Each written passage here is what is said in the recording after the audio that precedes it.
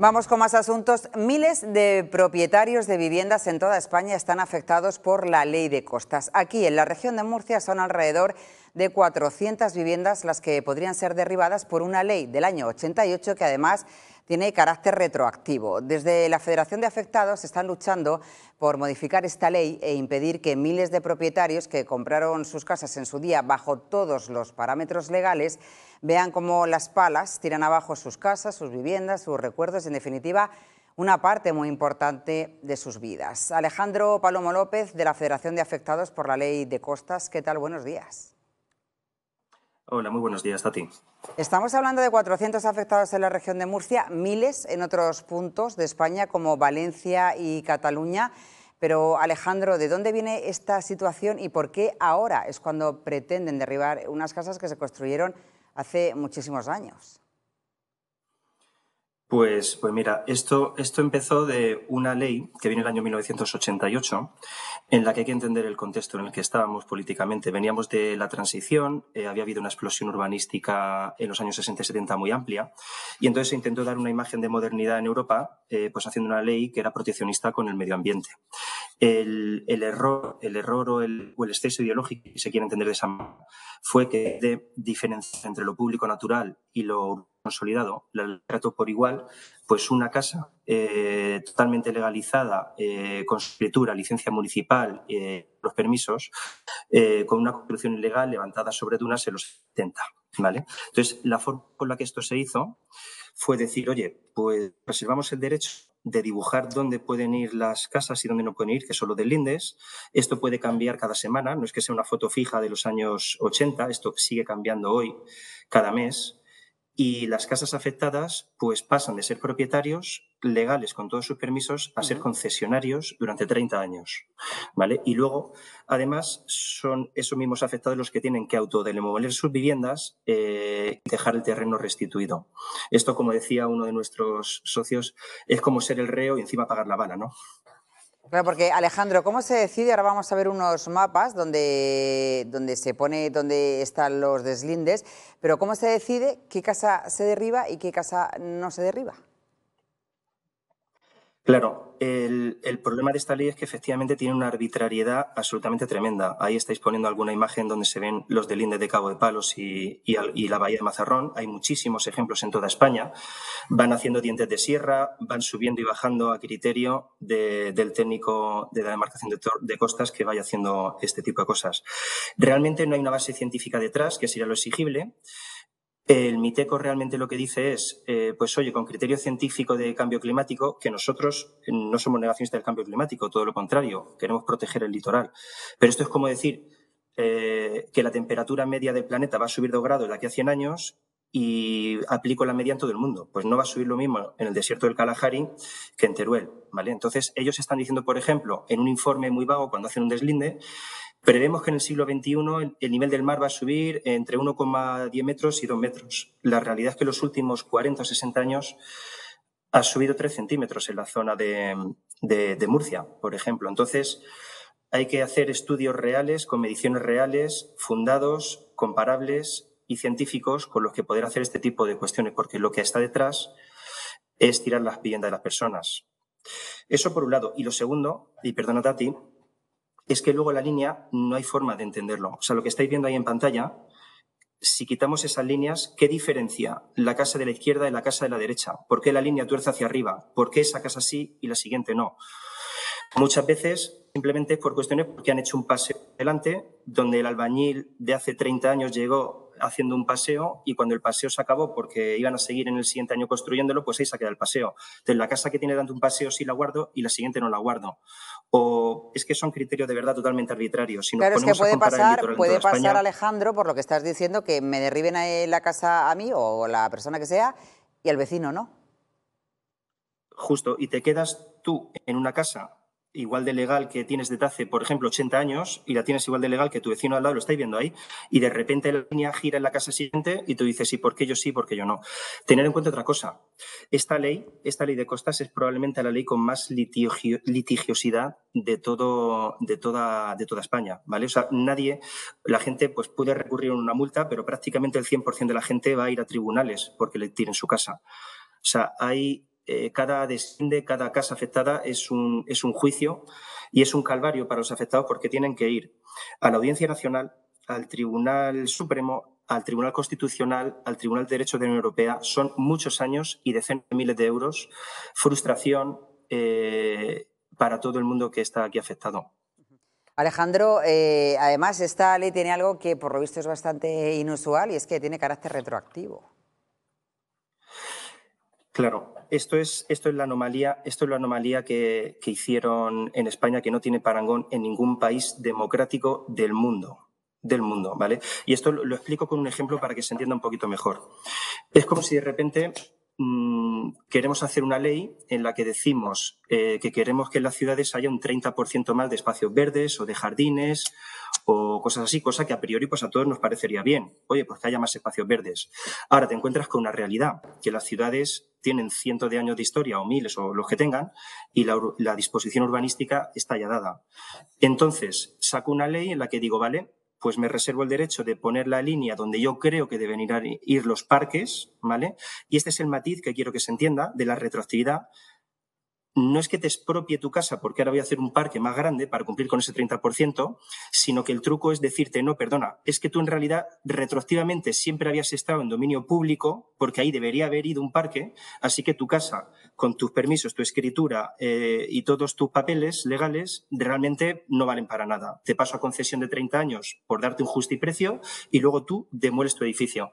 Imaginaros si aplicamos esta misma ley en Madrid, Barcelona, Murcia, Valencia, cualquier otra ciudad. Esta es exactamente la ley de costas del 88. Desde la Federación de Afectados, Alejandro, lo que pedís es que no que se elimine esta ley de costas, sino que se modifique. Lo habéis pedido, pero es que resulta además que está esto atascado en el Congreso de los Diputados, en la mesa del Congreso, que no va ni para adelante ni para atrás, está ahí durmiendo. Pero ¿en qué consistiría esa modificación que vosotros pedís?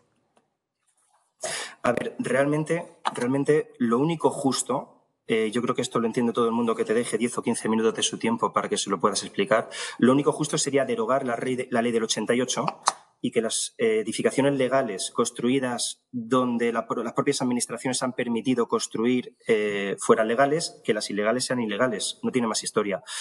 Esto, hoy por hoy, no se puede acometer un cambio completo de la ley de costas. Se ha aprobado en el Senado y tomado en consideración en el Senado, tomado en consideración en el Congreso. Hay una propuesta de modificación de la ley en la que lo que se dice es algo tan razonable como que por lo menos los núcleos costeros tradicionales, y no estamos hablando de rascacielos, ni de viviendas de lujo, ni de urbanizaciones, ni del Algarrobico, que todos entendemos que son barbaridades urbanísticas, pero estamos diciendo que casas de planta baja, de familias humildes, que son decenas y decenas de miles en toda España, construidas legales, puedan ser protegidas si están en un entorno que es su núcleo costero tradicional. Por ejemplo, llevado a Murcia, Cabo de Palos tiene su faro y tiene su núcleo urbano en el que realmente pues llevan 100 años o 200 años siendo su pueblo. Eso, pues es que no tiene ningún sentido tirarlo. Mirad, por ejemplo, esas imágenes que estáis poniendo ahí. Esto es Italia, es Cinque Terre, son otras zonas del Mediterráneo. Es que con la ley de costas todo esto iría abajo. Realmente en otros países lo que hacen es proteger tanto la costa como proteger su patrimonio, sus modos de vida y sus ciudadanos, ¿vale? Y a las personas. Esto, para que os hagáis una idea, por ejemplo, en otros países lo que hicieron fue congelar, una vez que sacaron una normativa más estricta o menos estricta, congelar la línea de costa con lo que había en ese momento. Todo lo que había hasta ese momento era legal y a partir de ese momento pues no se puede construir. Esto es algo muy razonable. Lo del canaste retroactivo es la anomalía que tenemos en este país. Claro, es que esas imágenes que estamos viendo, la peculiaridad de los pueblos, de las ciudades mediterráneas que están en la costa es precisamente eso, que además son un reclamo turístico y que probablemente vivan de eso, de ese reclamo turístico, de esas casitas de colores que estamos viendo, que todos conocemos y de esa belleza que se ve en las imágenes. Por lo tanto, sería también pues, un problema más para el turismo, para la llegada de turismo y, por lo tanto, de la economía. Es que no solamente, claro, hablamos de viviendas porque hay miles y miles de casos, pero es que esto afecta no solamente a viviendas, afecta a 44 de los 86 clubes náuticos que hay en Cataluña, afecta a miles y miles de negocios, chiringuitos, restaurantes y economía. O sea, muchas veces, para que te ponga algún ejemplo concreto, de Murcia incluso, o sea, es decir, se llegan a dar licencias para chiringuitos que van a operar durante los 2 o 3 meses de la temporada de verano. Se les acaba dando la licencia en septiembre porque no se les otorga a tiempo en junio o en julio, aunque se pidiera en su momento, y se les pone luego una multa de 60.000 euros por no haber tenido la licencia. En la práctica, este chiringuito pues tiene que cerrar. Ese es el uso que se está haciendo de la ley de costas con todo este tipo de negocios. No solamente son viviendas, es economía, son decenas de miles de puestos de trabajo y hay municipios costeros que ven cómo van para abajo. Han desaparecido el 25% de los chiringuitos de playa, han desaparecido un porcentaje amplio de restaurantes y de comercios que se han derribado y todos pues a la legalidad de su momento, claro. En todo este despropósito que nos estás contando, ¿qué partidos políticos os apoyan y cuáles no? Pues a ver, la proposición de ley ya propuesta que se aprobó se tomó en consideración en el Senado del Congreso, nace del Partido Popular, pero es que esto ha sido aprobado, tomado en consideración por mayoría en la Cámara Alta y la Cámara Baja por 5 formaciones políticas. Pero es que no solamente es eso, es que luego cuando hemos ido a los ayuntamientos, y ya son unos cuantos que han hecho mociones a favor de defender sus núcleos costeros tradicionales, han salido por unanimidad de todas las fuerzas políticas a izquierda, a derecha y de centro. O sea, es decir, cuando cualquier concejal, cualquier persona que en su municipio entiende la aceptación que esto tiene, está a favor, sea el signo político que sea. En todo caso, cuando nos vamos a la nación, pues nos encontramos con algún otro problema de según qué fuerzas. El problema, y donde está esto parado, es en la mesa del Congreso, que esto, para que se entienda, aunque el Congreso sean 350 diputados, luego hay una mesa del Congreso que son 9 personas. Esas 9 personas votan semana a semana si dan trámite a esas leyes ya aprobadas o tomadas en consideración o lo dejan parada. Y la del Senado lleva más de 60 semanas, prórroga semana tras semana, y la del Congreso lleva ahora mismo pues unas 6 prórrogas, ¿vale? Esto se puede quedar aquí indefinidamente parado. Y es uno de los conflictos de atribuciones que se va a presentar en el Tribunal Constitucional por parte del Grupo Popular.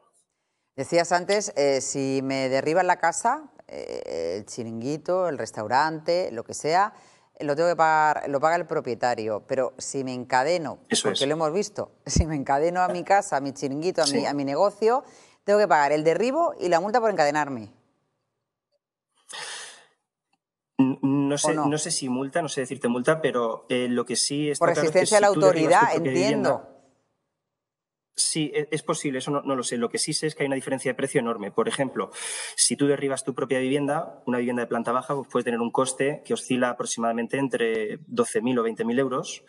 Y si tú te niegas a derribar tu vivienda, pues se presenta allí la Guardia Civil, perimetran la zona, llegan controladoras de pues, alguna empresa pública y luego te pasan la factura que puede tener entre 30 o 40.000 euros. O sea, que te derriban tu casa, te derriban tu negocio y tienes que pagar entre, como mínimo, 12.000 euros y puede llegar hasta los 30 o 40.000, acabas de decir, por el derribo de esa casa. Pero sumarle miles y miles, decenas de miles de euros, muchas veces, por pasar por las 3 o 4 instancias judiciales que os he comentado antes. Porque a lo mejor la gente se pasa 7 o 8 años litigando hasta que llega a una resolución judicial. Formas parte, Alejandro, de la Federación de Afectados. ¿Qué pasos vais a seguir a partir de ahora? ¿Cómo os estáis organizando? ¿Cuántos sois?